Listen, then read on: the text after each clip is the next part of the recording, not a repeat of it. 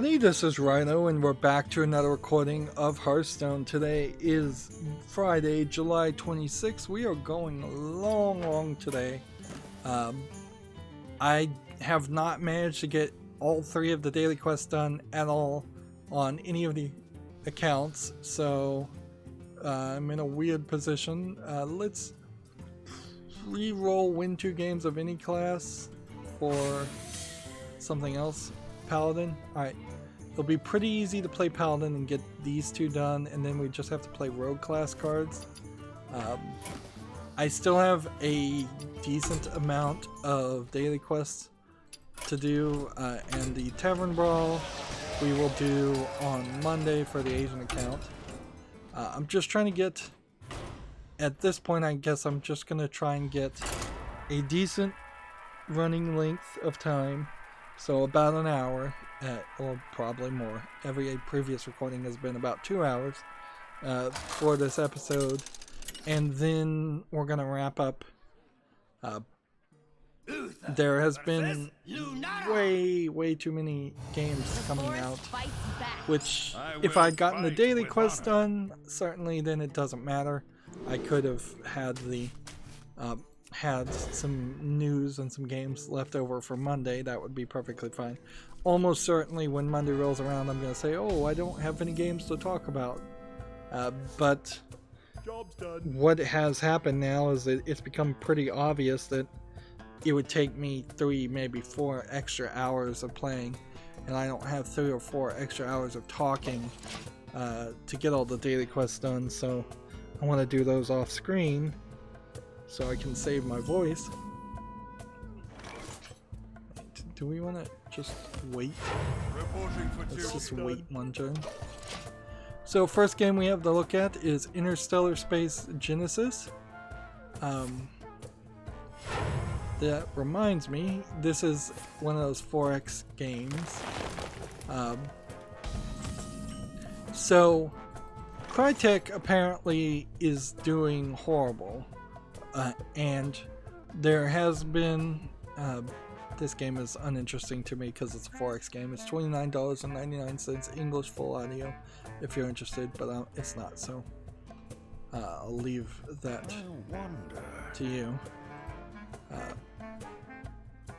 But what I'd like to talk about for a moment is it seems Crytek has just done really bad, in part because they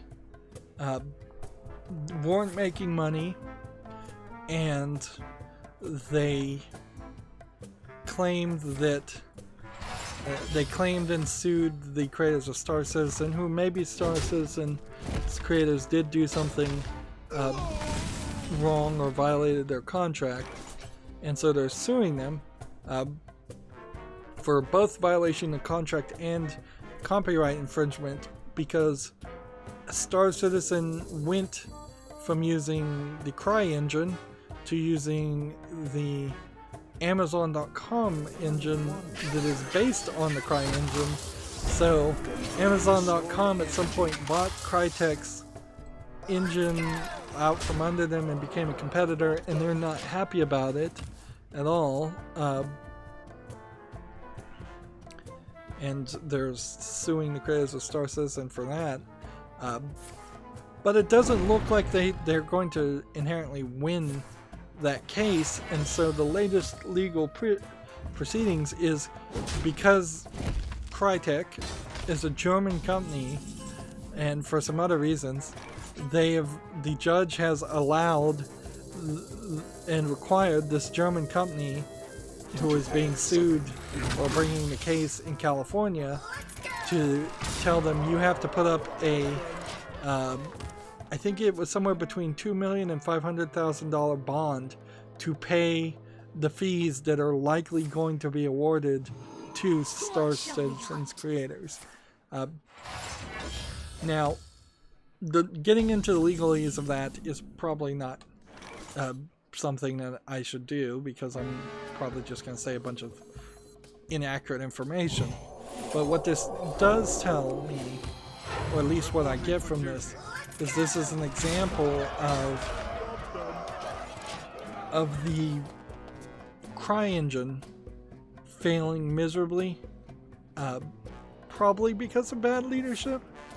But now that Amazon.com has it and is using that as part of their Amazon Lumberyard services, which also has been failing miserably, it's just a terrible statement on the Cry engine.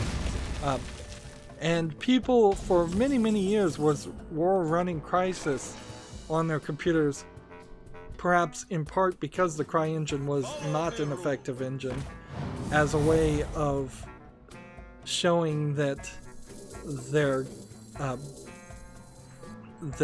computers were effective and powerful, because it took a lot of CPU and GPU power to run Crysis. That being said, I think very few games actually used the Crysis engine, the Cry engine, to make first-person shooter games in particular, and that led to the massive success of the Unreal Engine, which is kind of a shame because that's not really what I would have liked to have seen happen. The fact that there really is only Crysis engine, there really is only Unreal Engine and other people's third-party or first-party proprietary engines to use when making a first-person shooter is a problem. It's the thing that more than just Fortnite allowed a lot of the Epic Store to get to the point where it is, and allowed Epic to get where it is the fact that everybody who's making games is paying a licensing fee to Unreal if they are using the Unreal Engine, and a significant amount of Unreal Engine games are out there. It's a monopolistic, perhaps a monopoly by accident, perhaps a monopoly by intent, but it's a monopoly nonetheless that is growing, or maybe a duopoly between the Unity engine, which is not really for first-person shooter games. Meanwhile, if you wanted to not make a first-person shooter and not use the Unreal Engine, you really don't have much of a choice. Like, I don't know what you could otherwise use. You could try Amazon's Lumberyard, which is just a Crysis engine, but that wouldn't be that useful. You could try to make it in Unity, but it won't work as well. It won't be as easy to program to. You could try to make your own engine and spend millions of dollars on that and still fail. That's what most of the AAA developers have done and given up on. Let's see. Let's do this. Do this. This. I fight. Next we have a game on Steam called Uh-Oh Bartender, which seems to be, it's tagged as a simulation puzzle game, but it seems to me like it was a game actually around bartending. So it's checking people's IDs and I wonder what this does. making bartenders. I've been watching Bar Rescue lately, because I keep hearing that famous people sometimes show up on Bar Rescue, but I have not seen a single episode where anybody famous has shown up as just like a walk-on appearance. So I don't know what's going on with that. So many options. And yeah, there's a reason why there's a bartender skull, it seems. This is $2.99 discounted, and it's English only. So my question here is, if this is supposed to be English only, then why is there all this Russian text here? I wonder. Should I overlook that? Or should I call this a Russian troll game? I assume that's Russian text and not just gibberish. Or randomly generated name of a drink. Choose soon. I'm gonna give this one a follow for its cheap price. But this guy's toast. I'm not 100% certain that. Looking at me. I fight. I'm not sure. Oh, Bartender really is a game. It has 19 achievements for $2.99, which is pretty high amount of achievements, but not too high. I'm gonna give it a chance. Be a little generous today on some of the games. Next, we have a game on Steam called Heroes of Myth. This is a 100% text-based game. We haven't seen these come to Steam in a while. I saw a couple weeks ago, I saw a new one, but for a long time, people had completely given up on releasing these garbage games because I don't think anybody is dumb enough to actually buy them. $4.89 discounted, English only. I would almost just by default assume that people who purchase text-based games will request refunds on those text-based games way more often than any other kind of game. Because yeah, if I bought a game and found out it was text-based only, I would definitely request a refund very quickly. It's not something I want to play. It's not an interactive enough experience. It's not an audio-visual experience. Next, we have a game on Steam called The Man with the Ivory Cane. This looks like it's an adventure game, but it might be a hidden object game. Or it might just be it's an adventure game that looks very much like a hidden object game, but actually doesn't have any hidden objects in it. So many options.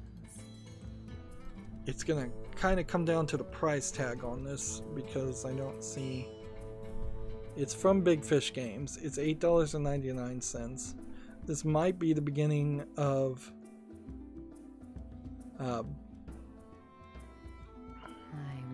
this is a hidden object puzzle adventure game, meaning a specific game of story-driven point-and-click adventures. Throughout the game, players are tasked to find a list of hidden object games.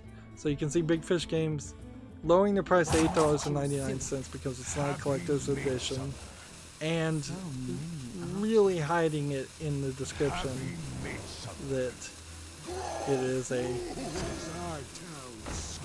hidden object game.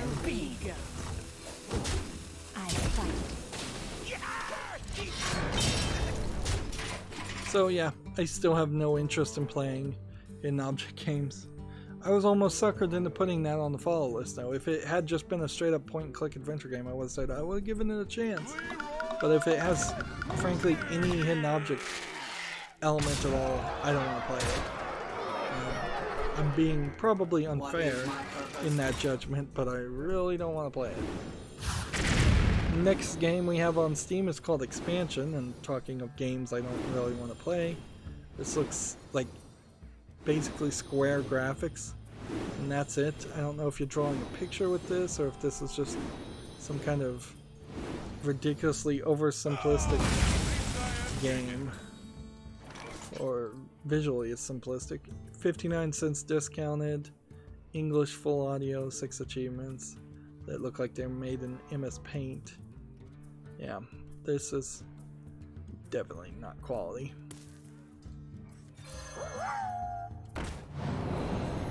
How much is this worth to you? Here we go.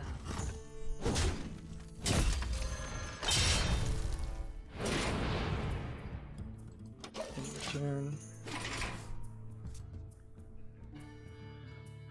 Next, we have a game on Steam called 1,000 Days to Escape, which says it's a space sim. I think the graphics are a little soft here. I don't think they're quite good enough. Let's see if the video shows any actual gameplay that might interest me.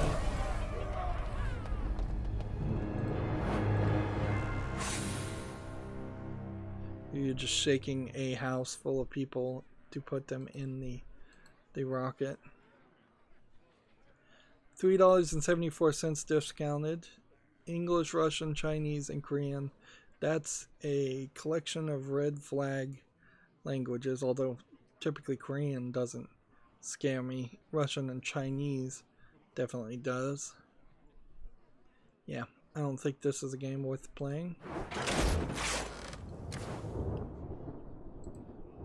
Let's see, I need 15 more rogue class cards, and I might as well play ranked. Next game we have on Steam is called Suro, the Game of the Path. What kind of game is this? Is Suro like Chinese chess? I don't see. This looks like a VR game where you're playing a board game. Why would you play a board game in VR? And why would I play a board game that I don't even fully understand? Seems like you put down tiles to make paths and get from one point to another point to get maybe pegs. There might be a gameplay element in this. That's interesting, but why play it in VR? $6.79 discounted. And a bunch of languages supported. I don't know why you'd want to play this in VR though. Why put that extra element on top of it? Well, for that reason alone, I'm gonna leave it off the fall list. Even if this was a great game, it's not a game I'd want to play in VR. Even if I did have a VR headset, I don't want to play a board game in VR. It's single player or online multiplayer, which means you'd have to have a large player base of people who are playing, who also have VR headsets playing online, and that's highly unlikely to ever happen. Let's see, next game we have on Steam is called Meowk and Frocko. Let's see what this is. It's just a bunch of text. Okay, it looks like kind of a Flappy Bird, Super Meat Boy style game with kind of MS Paint level graphics. Yeah, I don't see anything here of any interest. So many options. 69 cents discounted, English and Russian. Again, maybe not a Russian troll game, maybe just a very low effort Russian game. But we have seen a considerable amount of Russian games. That is certainly undeniable. There's a lot of games that support the Russian language and English and nothing else. Next we have a game on Steam called Soul Valley. This is tagged as a walking simulator. That's what I pretty much assumed it was. So if I hadn't seen those black squares, I would have been a lot more generous to it, but if the menu interface looks like garbage but everything else is an asset flip so it looks really good, then that tells me the game's probably not that good. Like, all of this is not visually polished enough. So yeah, an asset flip walking simulator, you have to be real careful about games like this because it can look very visually pretty. $8.99 discounted, English only, 9 achievements. No, I don't think so. That's not making it to the fall list. So many options. Let's see. Here we go.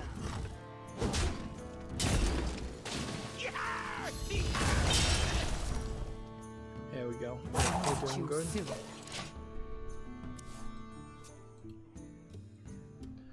Now I may get through all the news today and then find out that there's more tweets and more things to talk about, which I guess at that point I might continue covering that new news, but I don't know.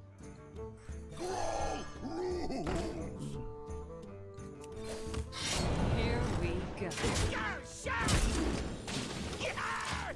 Next game we have on Steam is called Apollo 11 VR HD First Steps. Apparently this is a demo, a historically accurate vision of Apollo 11. Alright. This looks like there's some work put on this to actually be educational. Now, how interesting will it be? I don't know. But it's free, it's probably educational. It doesn't seem like it requires VR from it.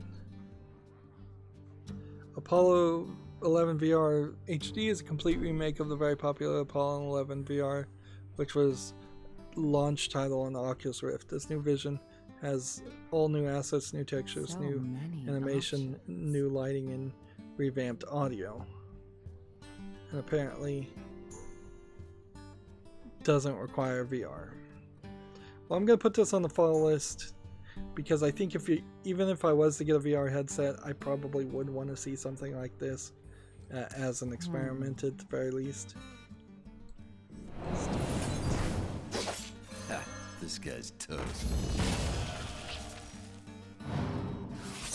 How much is this worth? Too soon. Here we go. So, yeah, moving on.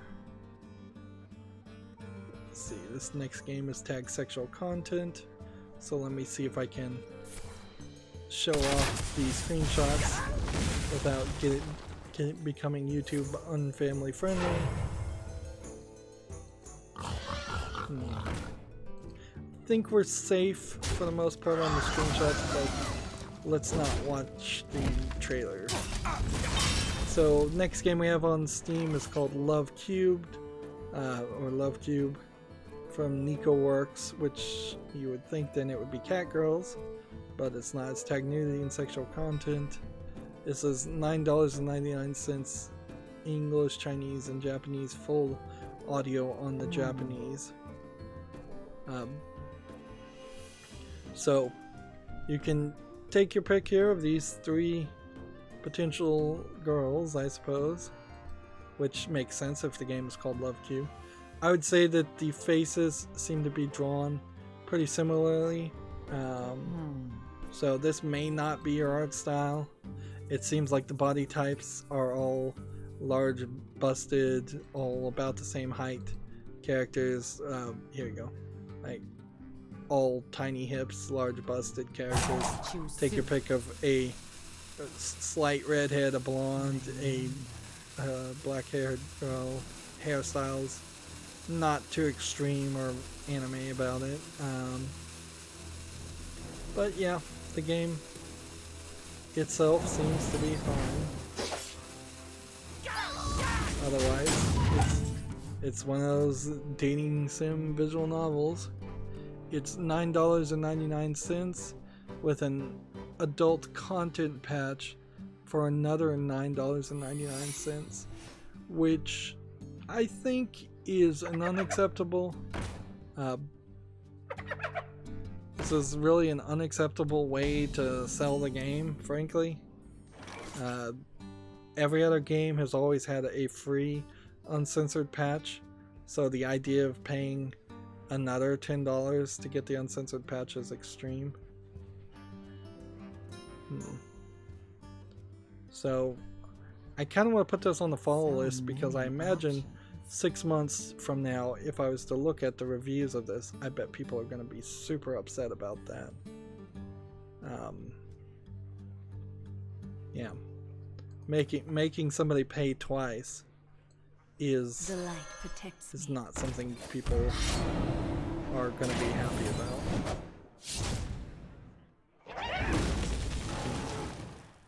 What I can say is I'm watching the trailer here for Love Cube, and it is showing near total nudity, with just a little bit of blinding light blurring certain sections. This is another indication of Steam seeming to be perfectly fine with anime lewd games again, somewhat. Maybe this is because this one got allowed because these are labeled as 3 women that you work with, and nobody is in like a schoolgirl outfit. high school outfit or uniform or anything like that. Which I guess that changes the dynamic quite a bit for whoever is in charge of Here allowing we or go. disallowing games on Steam. This is our town, scrub. Moving on.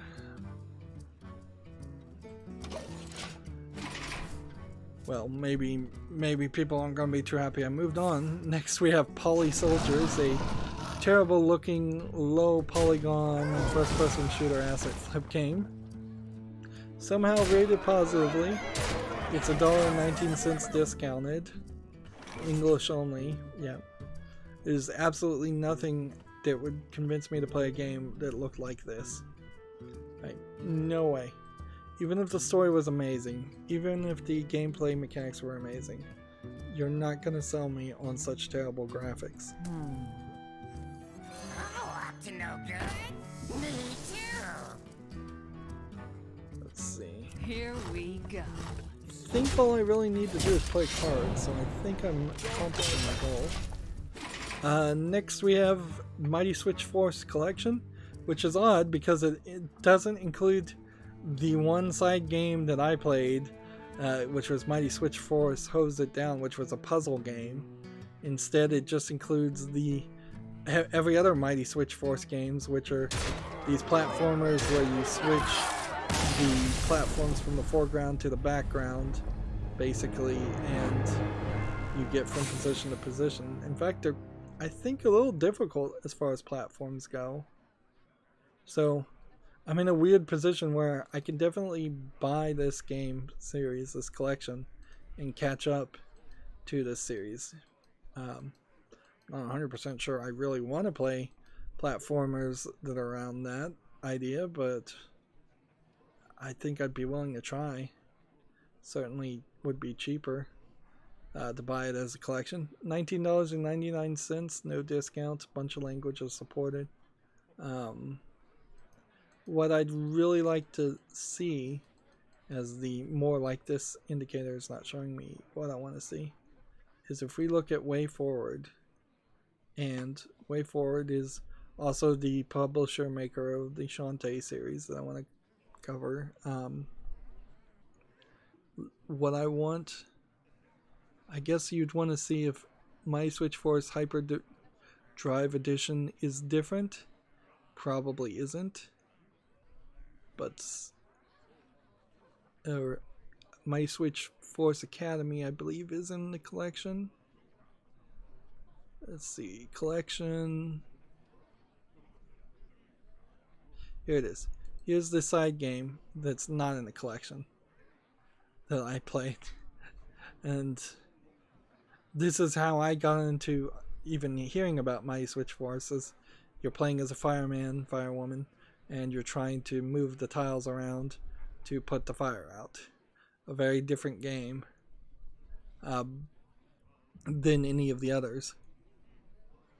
So it's weird that this is the $2.99 side game that wasn't in the collection. So why not just make it a complete collection? I guess maybe there's very little demand or value in selling this game with the other games, but it's definitely weird.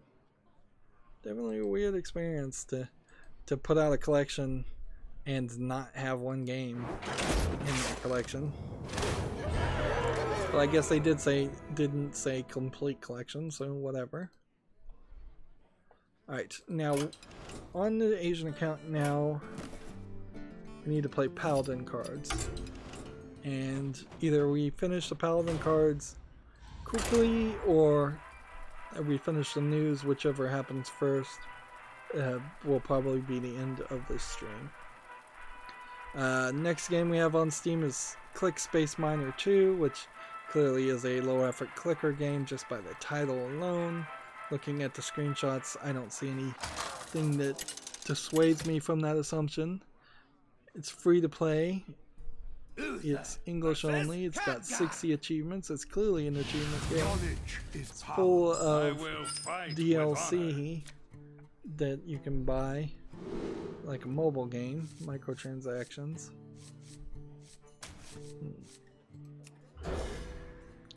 So yeah, Click Space Miner 2 not making it to the follow list. See, Gamatsu has an article. Solo Islands of the Heart is coming to the PS4 on July 30th, Xbox One on July 31st, and Switch on August 1st. What is this game though? A introspective puzzler. Let's look at the trailer.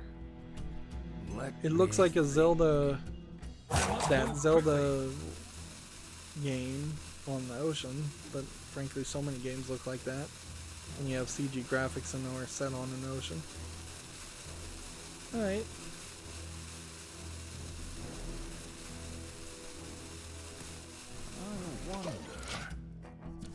Well, Solo Islands of the Heart does look slightly interesting. I guess my question would be, has it been on PC? Is it coming out to PC? First launched on PC in April 2018, so let's see if it's on Steam then.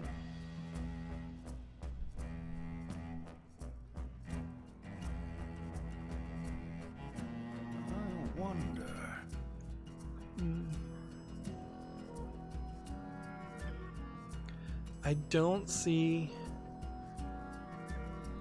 any link here to Steam. I must move quickly. I wonder. Let's go ahead and play.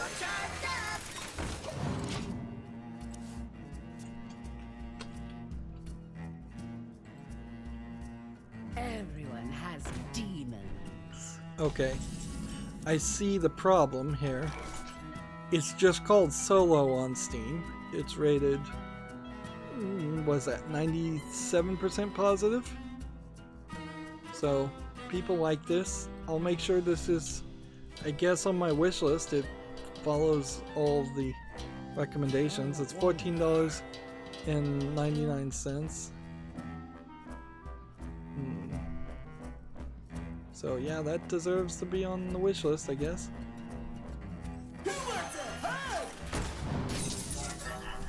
Let's go!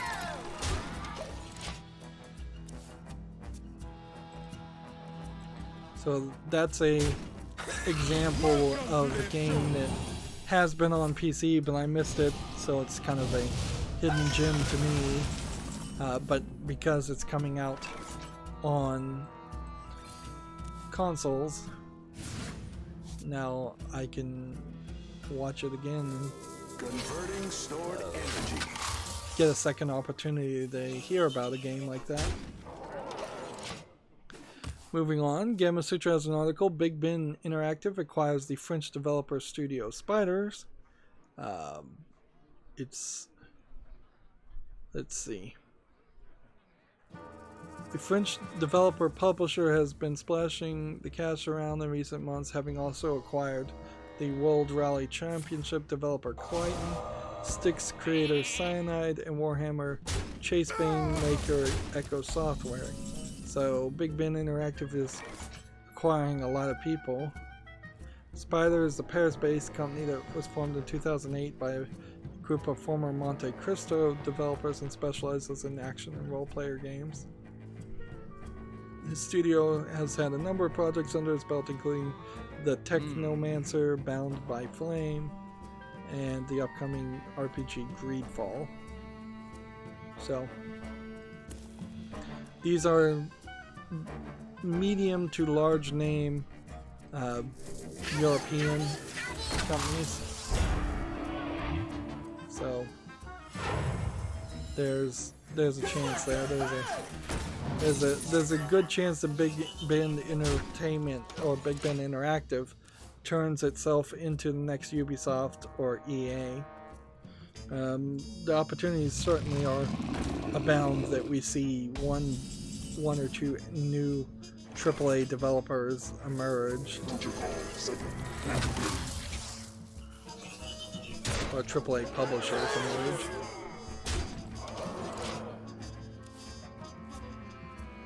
Let's see. Gamatsu has an article. Re-Legend launches via Steam Early Access August 30th. Re-Legend looks like it is probably a simplistic kind of cell phone game. They're calling it a life simulation and monster collection RPG. Let's see if there's a video here to give me a better understanding. It looks a lot like a Stardew Valley clone. Which Stardew Valley was certainly talked about and liked, it seems, by a lot of people, so it's not surprising that there would be quite a few style of those games re-emerging. And I know Stardew Valley is a clone of a different style of game, but Harvest Moon is such an old series that I don't think calling games Harvest Moon clones nowadays is as accurate as saying it's a Stardew Valley clone, which happens to be a Harvest Moon clone. But maybe that is the wrong way to go about it. Maybe I should call them Harvest Moon clones. Probably should. Next we have a game on Steam called New Frontier. We can see immediately it's mostly negative. This horse looks like he's skinned in bacon. His texture is bacon. Looks like this might be an interesting game, but clearly people are hating it. Is it because it's inconsistent art assets? Is this in a Western and modern time, or is this Western in the past? Why are there monsters? There's something certainly to be said about why are you building houses in a game that looks like it should be a first-person shooter. It's free to play MMO with a third-party account. 42 achievements. Let's see what the reviews say. As I'm about to die here.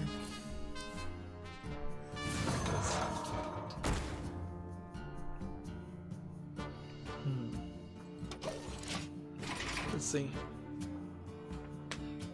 We have a review here that says, I was really hoping that this was going to be good, but you should think about staying away from this one. In order to write a review, I had to download the Steam version, as I have been playing before Steam release. So instead of a review based on the 20 minutes or less of gameplay, I have more time in the game than that. For a rebranded game, it was formerly known as Wild West Online. Google it. I actually expected more, but at first it was sort of, man, I guess playing it gives you chances. Let's skip out. See, next review says mining rocks for 4 minutes straight. Boring.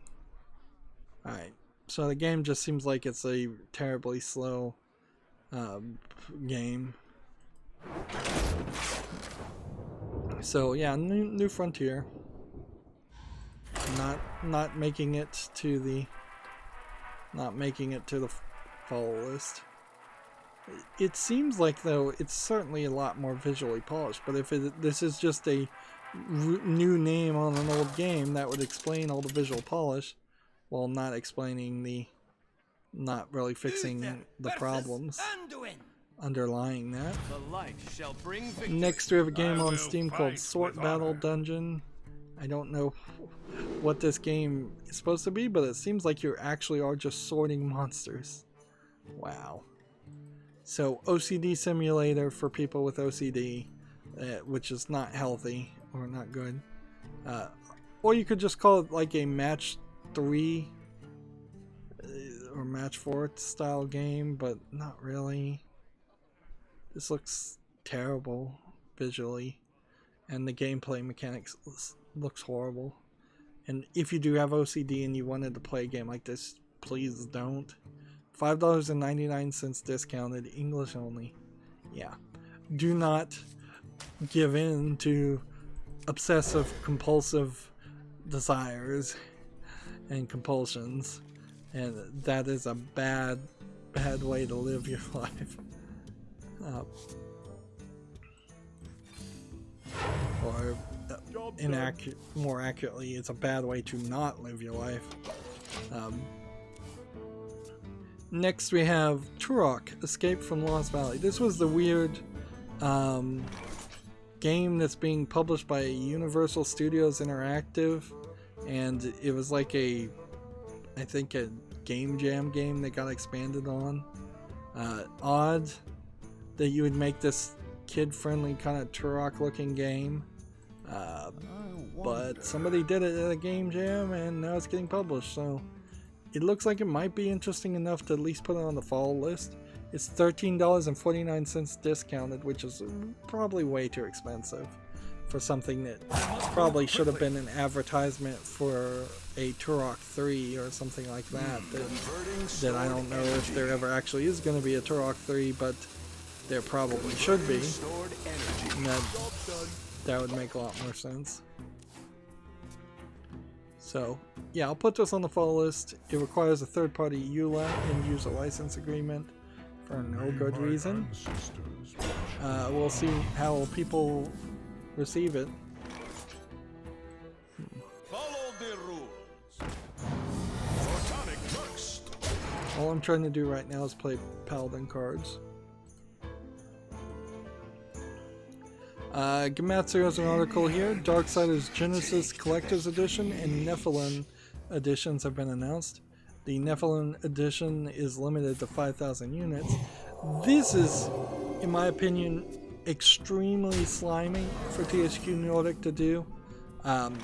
Considering how Darksiders Genesis is already this spin-off Darksiders prequel game that they're just squeezing money out of Darksiders fans after they kind of failed to deliver in Darksiders 3. This really feels like, to me, insult to injury.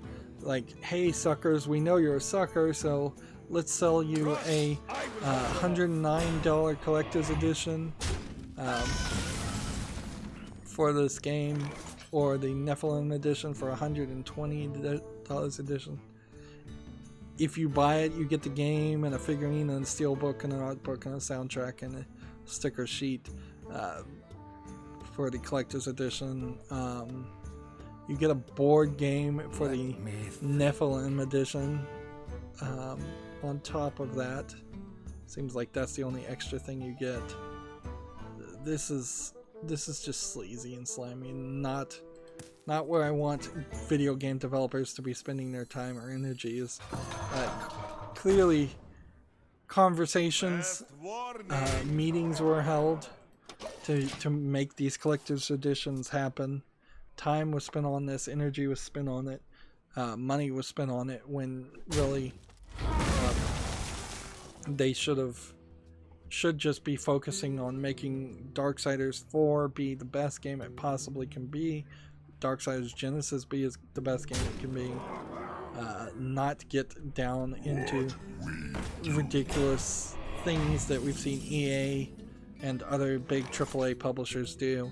It seems like every time I have to report any news about THQ Nordic, they get worse and worse and worse. They started in my mind as, oh, this is the company that is going to save Darksiders and become a amazing new publisher that does things differently and doesn't abuse or take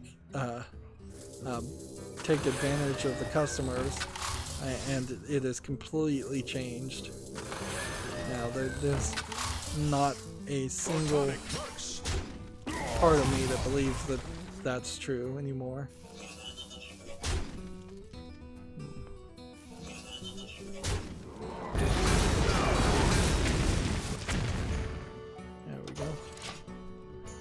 Moving on, Gematsu has an article. Omega Labyrinth Life and Labyrinth Life are coming to the West on August 1st.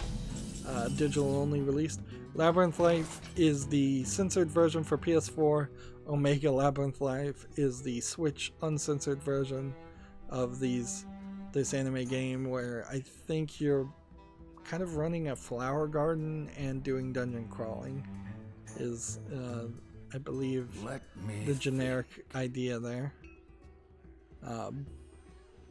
It's one of the main examples of just the ridiculousness of how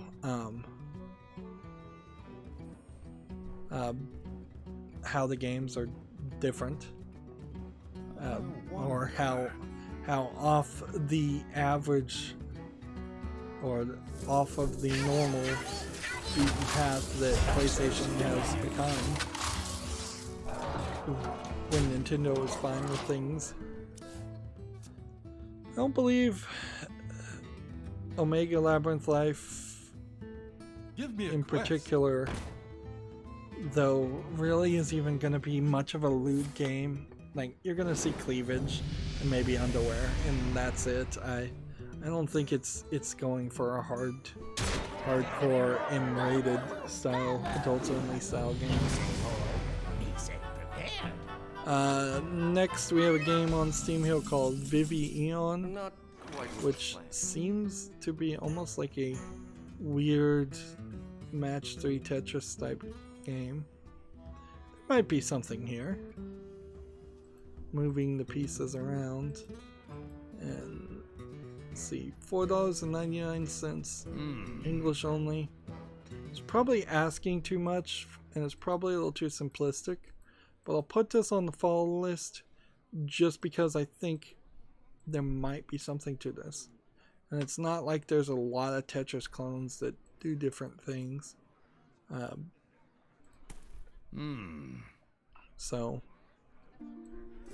yeah, I'll put that on the follow list. We'll see how the reception is for that.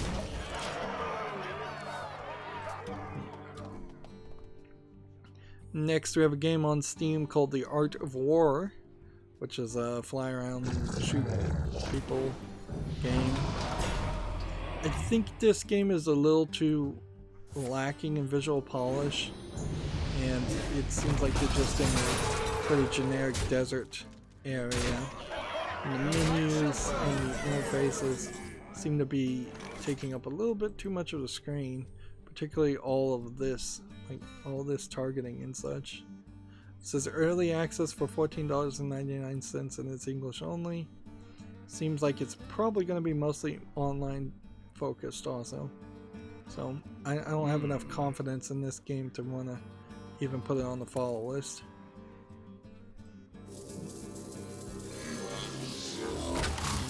Follow the rules.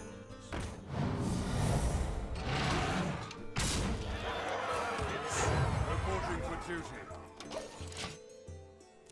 And yeah, we still have a decent amount of games, but we're gonna get there. We're gonna get done with all the news, and then that'll be the end of this. Next, we have a game on Steam called Balloon Girl.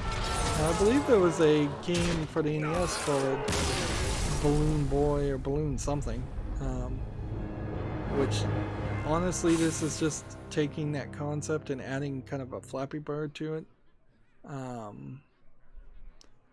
I don't really see a gameplay mechanic here that I'd actually want to play, though.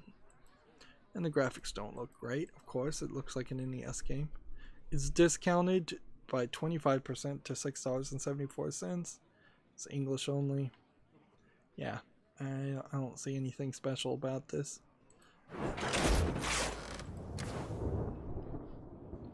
Right, we still need to play a couple of Paladin cards, and then we'd be done with everything. So, next game we have on Steam is called Subs. Uther versus Let's see. Orgo. Looks like you are basically I will in a fight shooter, with honor. playing a shooter game in a submarine. With some craziness and high speed, fast paced action. Yeah, this seems crazy. This doesn't seem like a game you could really play and get good at because of just the random weirdness of it. $3.19 discounted English only. I don't like the visual appeal to it. It's simplistic in the graphics, and I don't really like the gameplay mechanic around it, so that's not gonna make it to the fall list. I don't think I'm being too cruel on that either. Next game we have is called Babylonia. I believe this is just a match 3 game. Yep, this is just a Candy Crush style match 3 game with black bars on the side from HH Games. $3.19, so I guess the price is not terrible, but there's no reason I would want to play that kind of game. It says it has English full audio. I don't know how much of that is really true. Like there might be 1 or 2 sentences of full audio, and that's it.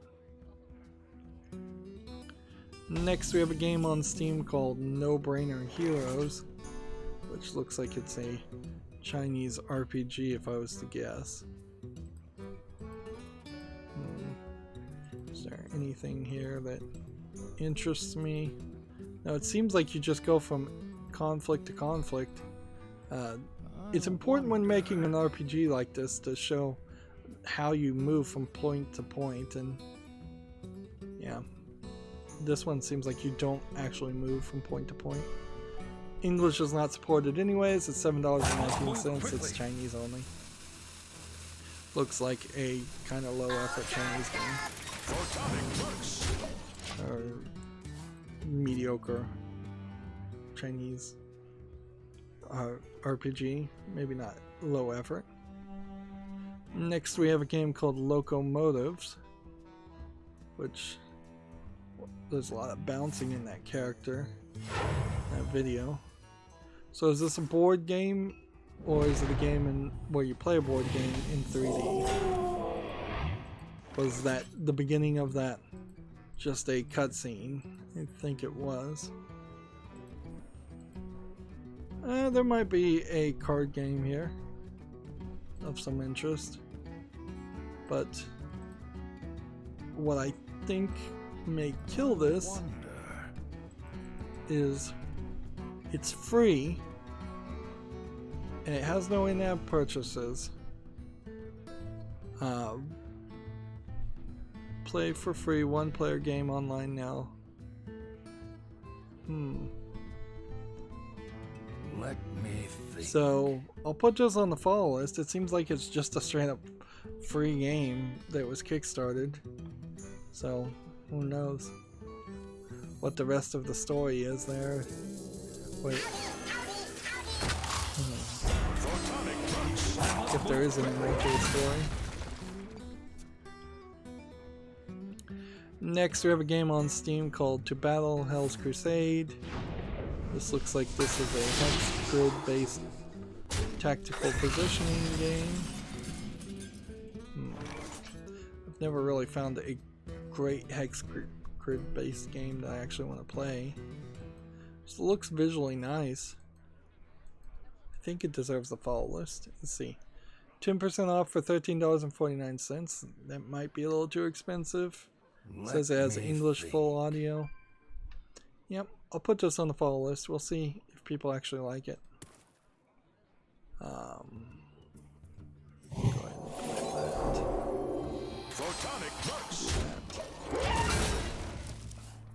I've got a whole long list of games I'm gonna have to put on the follow list today. Next we have a game on Steam called My Planet Real-Time Strategy, RTS. Visually this looks awful in the color palette and just the weird airbrushed textures. So even with these other images not loading, I'm already uninterested in this visually. $6.99, English, Russian, and Chinese. This looks like a very low effort game. Regardless of who made it, I'd assume it's probably a low effort Chinese real-time strategy clone game.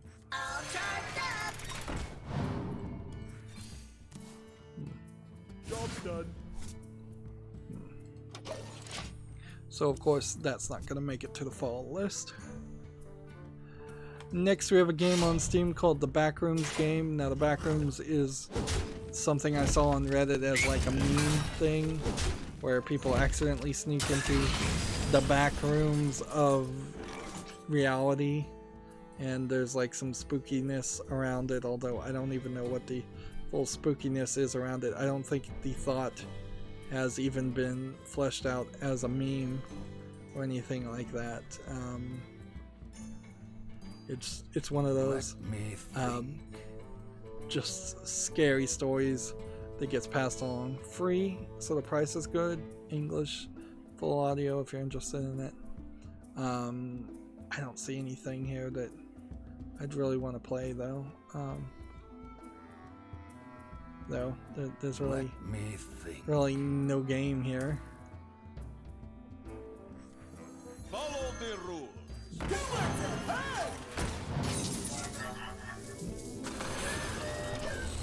So yeah, there's no reason to follow that. See, next we have a game on Steam called Chocolat Rush without the E. It seems like this might be a VR twins dual gun shooter. There might be something here, but probably not. It's probably the same standard stand in one place and shoot at things coming towards you. So the only difference is, do you want to shoot at zombies or do you want to shoot at chocolate? I will, I guess, applaud the game for not having your standard orcs or zombies attack you, but as far as actual gameplay, this is just a standard VR game that nobody has figured out how to make it good. $8.99 or $6.99 with no discount. Bunch of languages. Yep, not something that really needs to be on the follow list.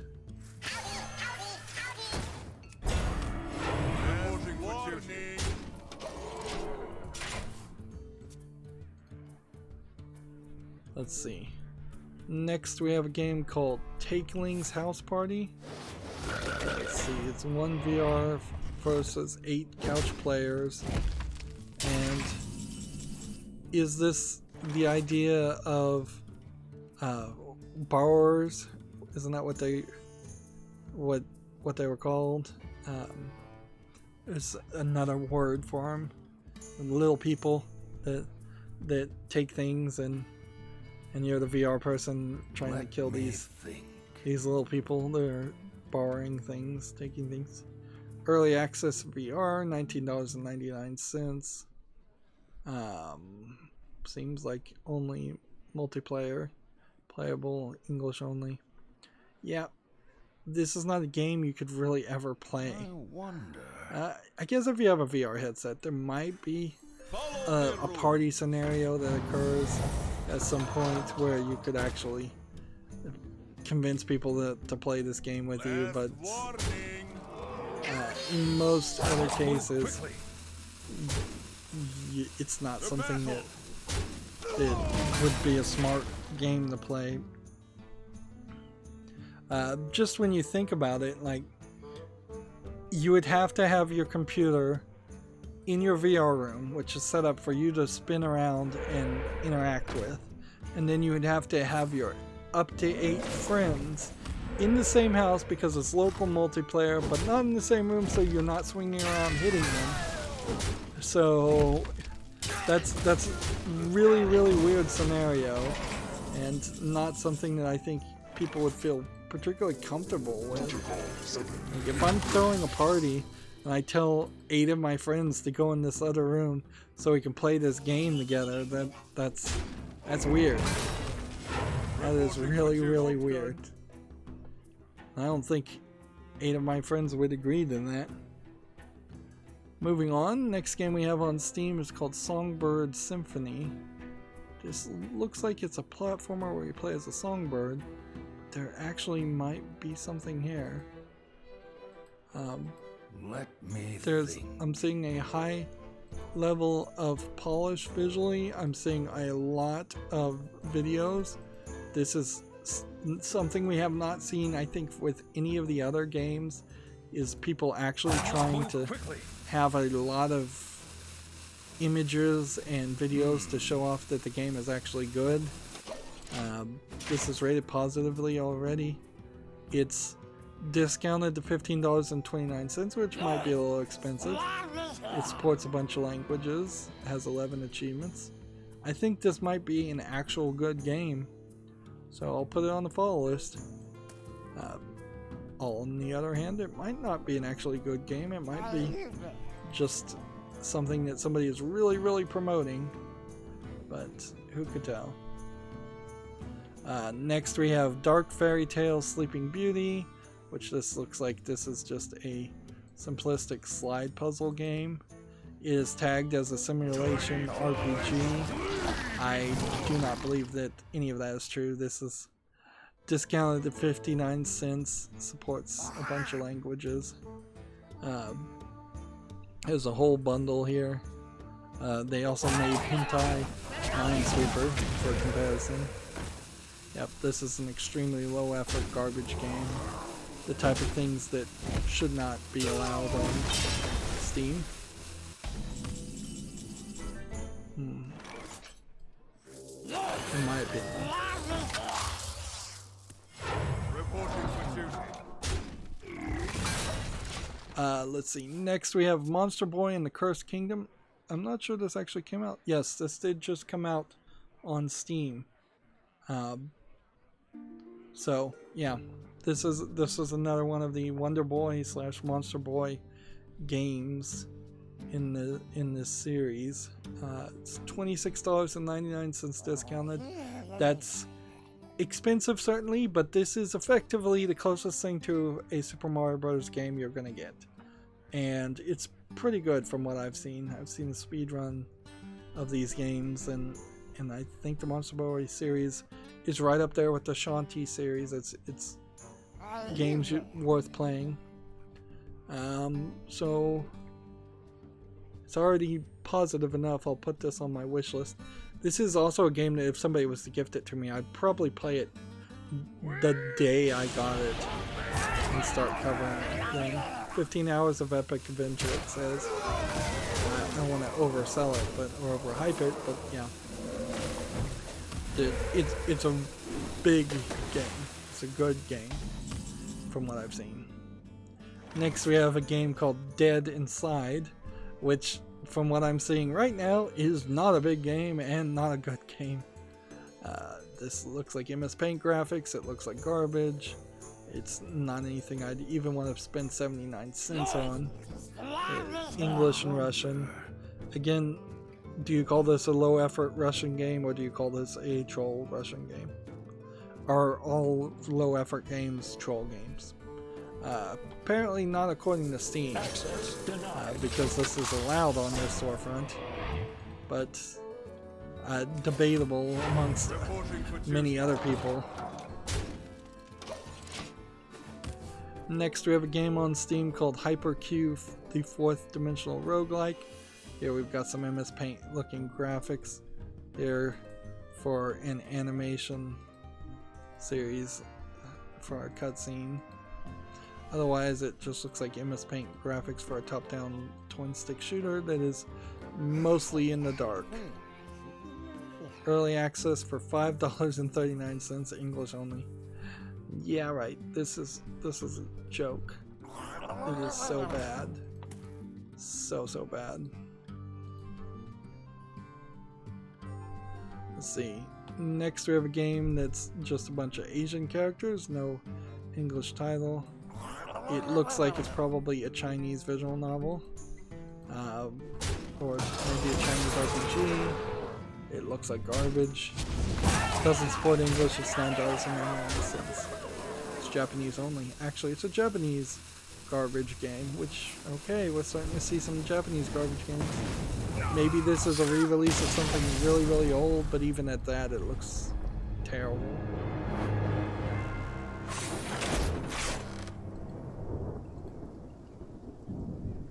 Let's see. And I think I have only about 5 more games, so I think we can just wrap up, and then I'll have to play on the Asian account and the Americas account more off-screen. So we have another game here that's just a bunch of Asian characters. Looks like it's an RPG Maker garbage game. Nothing of interest. $1.99, Chinese this time. Well, oddly, that looks rather good. This screen. Why does that one screen look way better than anything else? I don't know. But still doesn't support English, so it's not something I'm going to put on the fall list. Next we have a game called Percy's Last Stand, which looks like a terrible RPG Maker game. Let's see, how much is this? 59 cents, English only. Can we get any of these screenshots to load just to show it off a little bit more? Yeah, total garbage. So yeah, that's not it. TechRaptor has an article here. Rogue Glitch is the first indie game coming from Numbskull Games. This is kind of a hype article, I guess, against Rogue Glitch, which looks like it's a shooter, platformer, beat 'em up. I don't know what you would call this. Rogue-like platformer. Interesting. It's an interesting thought, but I'm not sure I like the visuals enough on this game to give it a chance. Let's see, game will come to early access for PC and Mac sometime next month. So keep an eye out for that. Gametsu has a Disney Tsum Tsum Festival Switch hardware bundle has been announced for Japan. I don't know if that's coming to the West. I'm pretty sure the hardware bundle wouldn't. Due out alongside the game in October 10th. This is clearly just some more skinning, a slightly different Switch version, which might become a collectible someday, but probably not, because they'll make so many of them. Next we have a game on Steam here called Hurricane Chase, and then a bunch of Asian letters. The idea of chasing a hurricane might be an interesting game. This kind of feels like you're more simulating a hurricane, but then you're in a car in the next video, and not a big van that you would use to chase hurricanes. So it feels like this is just a random assortment of gameplay mechanics. This is early access for $1.79. It's English only. Well, if it's English only, then why does it have an Asian name around it? Regardless, that's not going to the follow list. TechRaptor has an article here. Lunatic Difficulty will be a post-launch DLC for Fire Emblem Three Houses. Seems like Fire Emblem Three Houses is something people are really hyped for, except for some people at Reset Era that seem to hate one of the voice actors. And apparently it's a game you can play quite a bit if they're going to add DLC to make the game even harder later on. Of course, it's a Nintendo game, so it's really not going to come out for anything that I play on. And that brings me to the Humble Bundle store, and there's no bundle right now, just a very positive bundle which has like 3 days left. And what was the other one? The Hooked on Multiplayer bundle, which I didn't think was a very good deal at all. And let's see. Alright, yeah.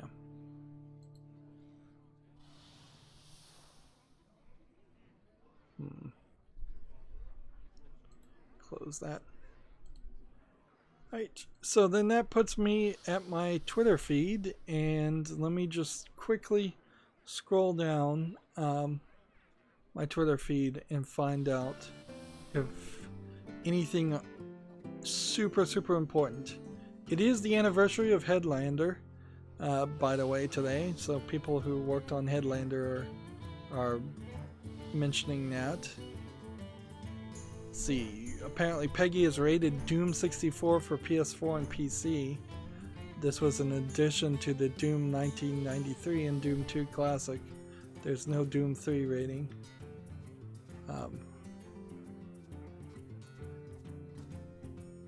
Let's see.